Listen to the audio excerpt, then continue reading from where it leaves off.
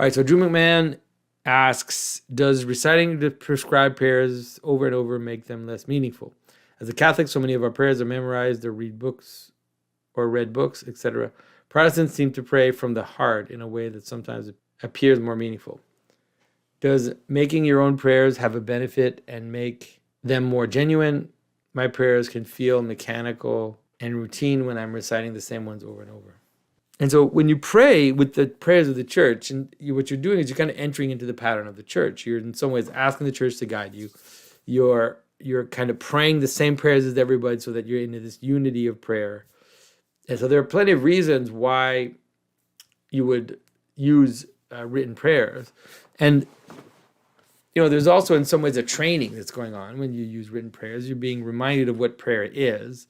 Because if you just pray on your own, then sometimes it ends up being some kind of a laundry list or a complaint list or, something where you're just angry that God, I don't know, like that you can become angry with God in certain weird ways, or you can become sentimental and misunderstand. And so it's like improvised prayer. I think I improvise prayers every day, and that's totally fine.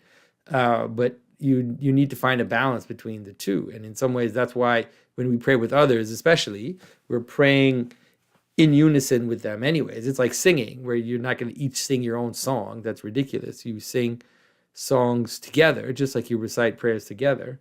And I think for your own daily prayers and personal prayers, it also gives you a sense of what is the scope of prayer. And so a good example is, when I was younger, and even sometimes still today, you think that prayer is asking for stuff, right? So it's like you ask God to bless you, whatever. You ask God to help this person, help that person, and you're praying for things. Whereas if you look at written prayer, it's usually a lot of praising God and then a lot of asking forgiveness for my sins, and then just a few places where you actually ask for something specific. And if you're doing like your morning prayers, for example, usually the evening prayers is where you have a little bit of intercessory prayer, where you're basically just supposed to name the names of people. And so, it's like it shows you what is the, let's say, the proportion of what a prayer should look like. And I think that, you can also be superficial when you're improvising prayer, like the prayer from the heart. It can also be a lot of acting.